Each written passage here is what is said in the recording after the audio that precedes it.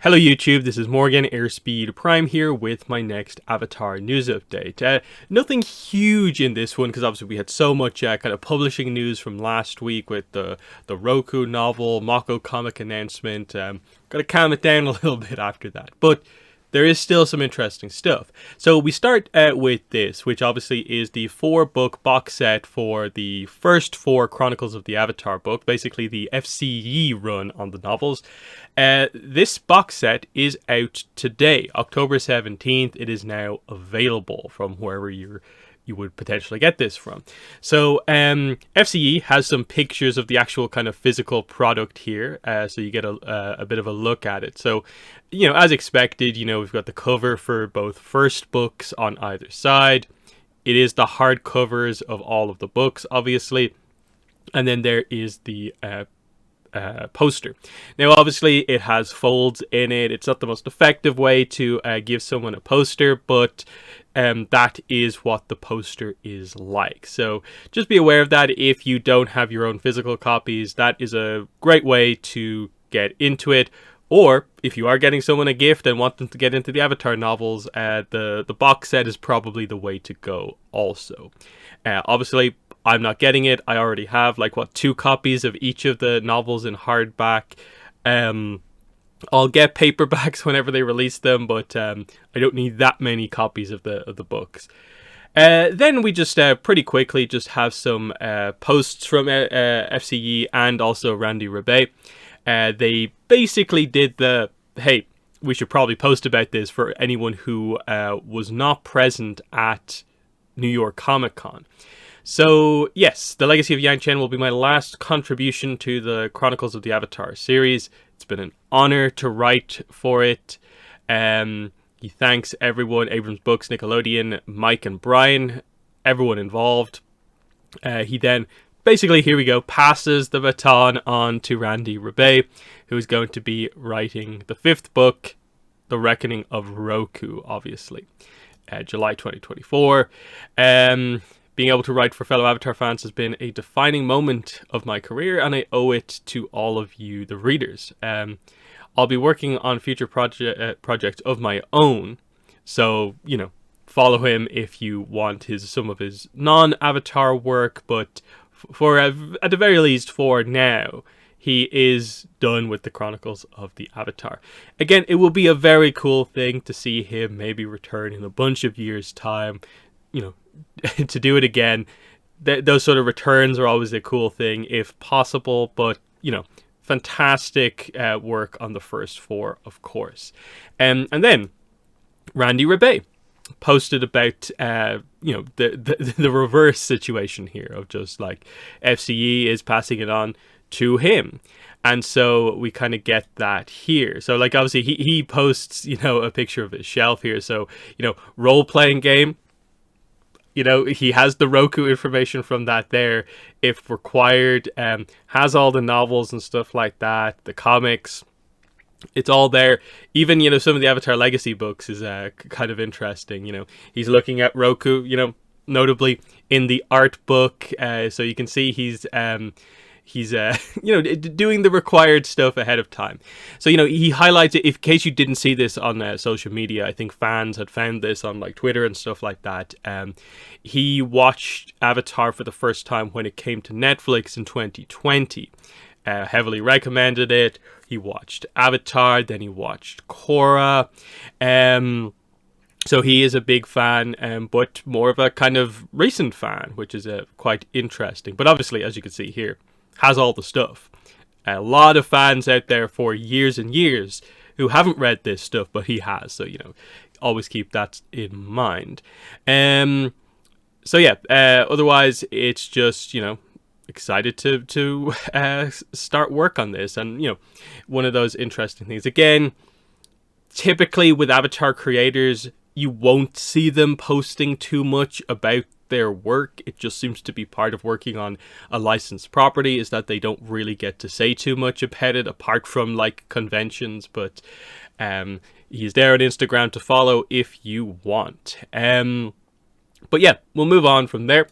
The Toph figure from First 4 Figures has finally gone on sale. It went on sale last week at some point, but now we have like the prices. So you can see here the collector's edition $92, the definitive edition $338. So the way this has kind of worked out is that probably this is actually a little bit more expensive than I probably predicted, just by a little bit.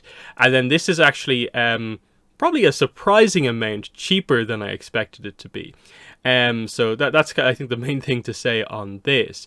So also do keep in mind there is a standard edition. So if you go to somewhere like Big Bad Toy Store, you can see that there is the standard edition, which seems to just be the collector's edition, but I don't think it comes with the replacement arms that the collector's edition does. So again, 75 from Big Bad Toy Store, 85 for the collector's edition. So already it's cheaper than here. Now, you can sign up for their email, I think, and get a code here, so it'll probably work out somewhat similar. But I think for most people, the shipping is probably cheaper from the place you would typically order your figures and stuff like that from. Then, of course, the fancy Toph here, this one, is obviously a bit of a, crazy kind of situation here. It's so far out of like my own budget. Like it's super cool, but like it is really outside of my budget. So that's that. Looks very cool, but it's so expensive for what it is, especially because when you look at the price points and stuff like that, you realize that you are effectively paying about $250 just for the fancy base. So keep that in mind. But yeah, just standard edition, you don't often see them talk about that because it doesn't seem like they sell that directly. That's for the other retailers, but it is something that is available. Then we have this article from Nick Alive. So Paramount's Ramsey Naito talks franchise management at MIP Junior 2023. So again, this is just from a couple of days ago, so it's very, very recent.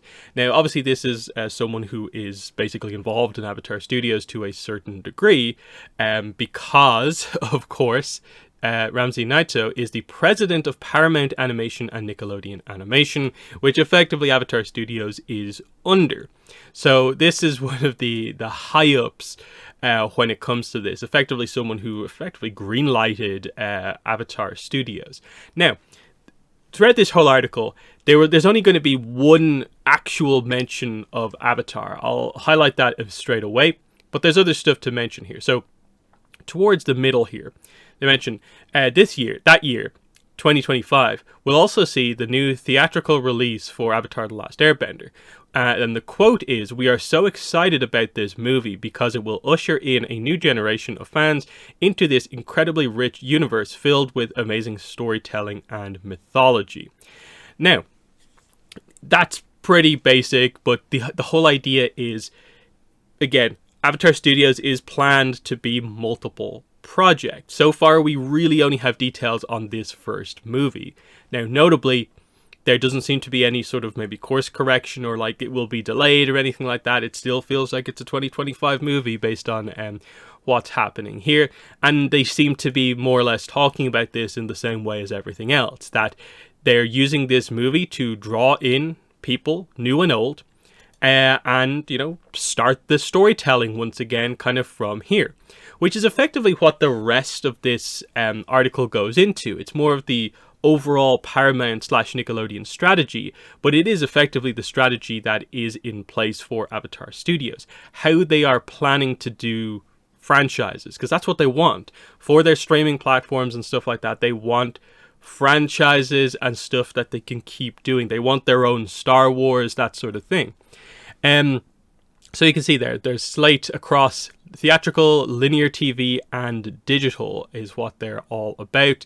They want to have a pipeline of movies, series, and specials, including, the best characters that they have, and so on.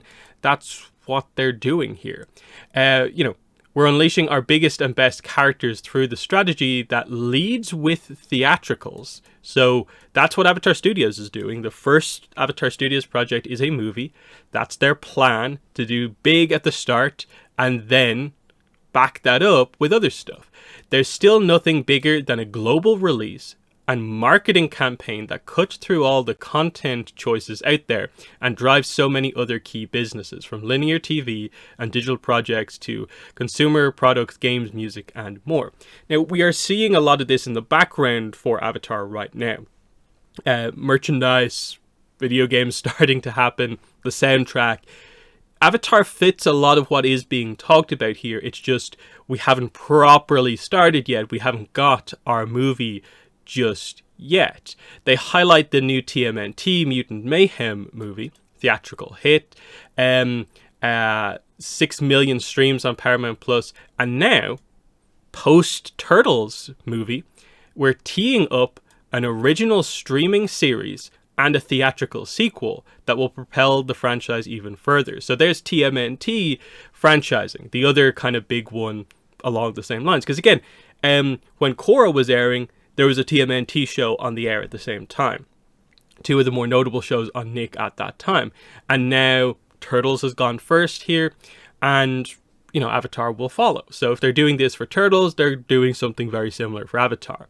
So movie, series, sequel to movie makes sense. They highlight the Paw Patrol movie, which has been, crazy, streamed 130 million times. And then they highlight stuff like Dora. Their plan with Transformers is to do like an animated movie, which is kind of exciting.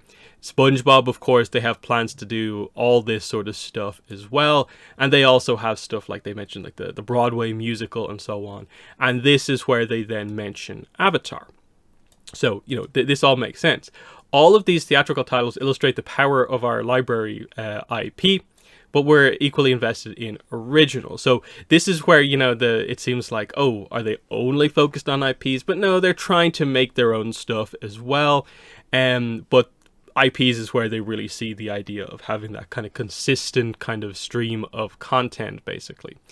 And, as you go through here, they kind of cover, different things. They kind of focus in on Dora for a little bit there. That's what they're really about here. They even talk about the idea of, fans being involved in kind of creating these properties. The combination of Paramount Animation and Nickelodeon Animation under Naito has allowed us to embrace theatricals and series and franchise planning in a way that is smart. It allows us to launch a movie and think about how we are launching a series thereafter, and how we may want to plan for character-driven movies that will continue to expand the universe and connect to an audience, and how character-driven stuff is their focus. That's basically what Avatar Studios is expected to be. Now, of course, the rumors are that, like, from Avatar News from a while ago at this point, is suggesting that, 2025 we're going to get the movie, Team Avatar movie that we've seen the one leaked image of, but also that there's that Earth Avatar series that's also coming in 2025, which again, officially nothing's been said about that. Nothing's been said officially about a series beyond that it's roughly part of the plans. But then the initial rumor stuff from Avatar News was suggesting that then the following year, basically, there's going to be, what was it like? And then what was it, 2 years later or something like that? The plan is another movie, another kind of smaller scale show. So maybe one of those one-off kind of pieces of content, short form content, potentially season 2 stuff involved in all of that. And then the plan is to just kind of create this kind of rolling kind of thing of just always having content coming out. Now, everyone, of course, will highlight the recent news that there were relatively big layoffs at Avatar Studios. Now, it hasn't been particularly heavily reported for the most part. So the exact extent of them are kind of unclear. But the fact that this is still being talked about here, Avatar did get a mention up here. It doesn't seem like there's any obvious suggestion right now that there are changes in place. Maybe the crazy broad scope for many, many years into the future is not in the exact same place. But I certainly think they're still planning to do what they say multiple times here, which is launch with a movie to get people excited about a major thing, then have streaming series kind of come in, movie follow-up style stuff and then just go from there. And then Avatar, of course, has the benefit of being kind of multi-generational. It's not just about Avatar The Last Airbender, the Aang era. You can do this with Korra, other eras, new eras, older eras. We know it all works and that people are excited about a bit of everything. And that's something that they maybe don't have as much with some of their other franchises, and it's a benefit that Avatar has, is how different they can be and how well respected Avatar is on a broad scale is also going to help once we get started. So one of the interesting kind of points back up here is, of course, the idea that they mention the idea there's nothing bigger than a global release and marketing campaign, because that's going to be the big thing. That movie coming out in 2025, they still need to market it, and how much marketing they do will kind of determine a lot of the success on the big scale for it ultimately. So, you know, one of those ones where it's nice to acknowledge sort of the business side of things, and that this is the plan. This is why Avatar Studios is kind of starting. Why we're actually getting all of these things is because Paramount do have faith in it to be one of their big franchises. And that still seems to be the rough plan right now. Again, I wish we had more details, but obviously in the coming year, they're probably going to have to say something. As we get towards 1 year to go, they're going to have to actually talk about it. Give us a title, obviously, for that first movie, show visuals officially, and actually announce these other projects. Because like, it's cool that TMNT has projects announced and all these other ones. With Avatar, we've only got that one project for the most part, and then the rough idea that there are 2 other movies coming also. So that's that. And then the final piece of news is about Avatar Generations. So out of nowhere, on the Discord, there was dev messages. Now, we had an idea for the last few days that there was going to be an update, because there was in-game messages about like Dai Li, Long Feng stuff. That update hit, and we actually finally got some communication for the first time in a couple of weeks. And that's kind of what's talked about here. There's some fixes here, some updates and stuff like that, as well as the addition of a certain amount of new content. They obviously wanted to get the content out earlier, so everyone gets a thank you mail that actually has some pretty good stuff in it. Like, you get a 5-star relic, you get a 5-star art, and some other materials as well. Thankfully, they've given us a little bit of a kind of a roadmap into the future. So obviously, Descent into Laogai, that is the Long Feng banner. He's the only character on that banner. It's him, and then there's a 4 and a 5-star relic. Differences aside is the event dungeon / challenge event quest that we have going at this point. It is not the expected one, which I think was meant to be a Lake Laogai event where we would get Dai Li characters from. It's only Long Feng. This is a weird Zuko and Aang kind of 3-stage fight thing. It's rewarding, but there's some bugs associated with it. Hopefully they can fix it. It's interesting, but I think you can tell it is a fill-in, because I guess they don't have the actual Dai Li one ready. I don't really know the exact details. This, even though it says it's out on the 16th, is not in the game yet. Festival of Peace and Festival of Chaos rerun 2 returning player Peace Chaos banners, apparently on the 16th. So obviously the idea is that this is meant to be where you can spend Peace Chaos tickets, I think, effectively to get Peace Aang and then Chaos Zuko, the Dragon Dancer Zuko. But I assume that probably is going to come maybe tonight. I don't really know what the details are. And then they are teasing a arts banner and a relic banner for basically next month. Now, are they going to be new or not? Not sure, but they say, you know, dates are subject to change, and it seems like that's already in place. Fixes, so they fixed the Black Bouquet thing lasting past 5 turns, but probably it needs a balance patch, because it's a bit like, it's a pretty crazy effect overall.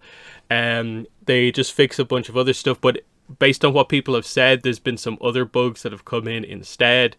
Again, it just feels like one step forward, one step back. We're in still roughly the same place, but we have different issues now. Nothing hugely kind of significant in many ways there. Known issue about auto-playing the event quests, so this one. But also, if you just max out everything, so if you say like last night, like I did, you do 5 stage 1, 5 stage 2, 5 stage 3, you're also locked out today. So I don't know what's going on here. They need to fix it here, because that is not the intent of this event, and they need to fix it. So we'll see what's going to happen here, obviously, with this one, because it's nice to have the new update, obviously, to see kind of, you know, that the game isn't dead, but I'd also like to know a little bit more about other kind of new content, because it feels like Long Feng has kind of been one of the ones they've maybe been sitting on for a while. How much of a capacity to fully like complete maybe half done content do they actually have? And that's going to be the big thing, because the event quests have acted as basically kind of half proper content updates in terms of like, when's the next new area going to get added to the game? The next new feature of like raid bosses, when are they going to get added to the game? That's the bigger stuff that we want to know about. This is good, but it's also quite clear that, like, say, Long Feng as a character is a character who is meant to be this kind of leader of the Dai Li. Some of his effects relate to your Dai Li characters get buffs from, you know, working with Long Feng. So instead, like, he has to have this thing where like he affects royalty and Dai Li. So at least you can use him with like Azula and Boomy and stuff like that. It's also the introduction of like the kind of sleep mechanic into the game. The way Long Feng functions as a character is actually quite cool. But it feels like we are definitely missing a bunch of other characters that were meant to come with him to sort of complete his strategy. And it doesn't feel like you could maybe make the most use out of him just on his own. This banner is for normal tickets. Do keep that in mind as well. I think what I'm going to do in this video is I'm just going to insert a clip at the end from last night. I did record playing this new update. I'll include my summons on the Long Feng banner here up until like when I got him, just to show a little bit of footage from this, because otherwise, gameplay wise, the fight here, for differences aside, is literally just against Peace Aang and Zuko. It's not particularly complicated. It's just they're quite, you know, bulky characters on the final stage. But it's a relatively easy fight if you have the right units. But otherwise, that has basically been the end of the video. But obviously, continue to watch if you want to see the summons on this banner. But that has been the video. Thanks for watching, and bye. Yeah, so that's that. So yeah, let's just start pulling on the banner. First character using normal tickets in a very long time, so that is nice to see. So let's see how long this takes. Did we get it straight away? But this could still be the... actually, I have my sound off, don't I?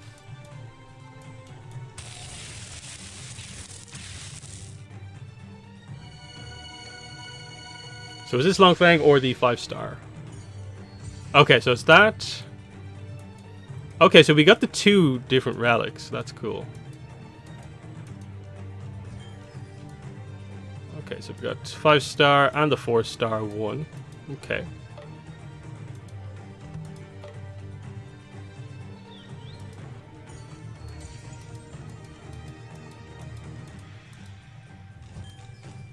Nothing really there.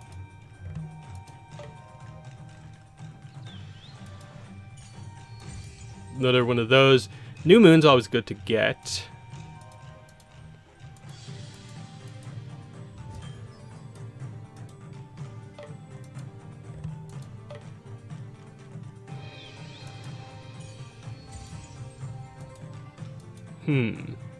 There's a Light of Lao guy. I'll show that off in a second to highlight that, sleep has been, in the game for a little bit.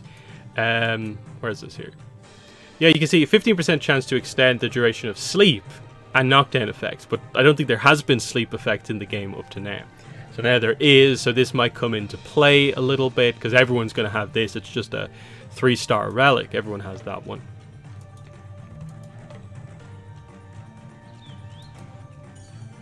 Tundra tank, okay.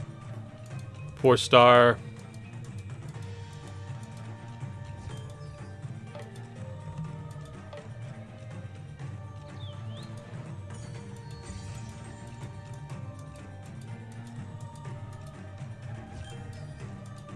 Okay. Last 10 pull with just the tickets, I guess. Nothing there. Okay, so we'll do the 4 here.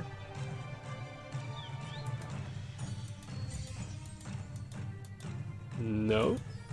And then, let's see, 43, 46, so I can't quite go to pity.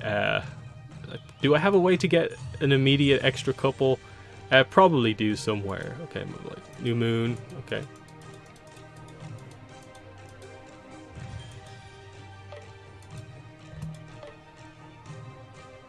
Okay. Okay, so there we go. Long Fang. We got him. Okay, so, yeah. Nice to have him.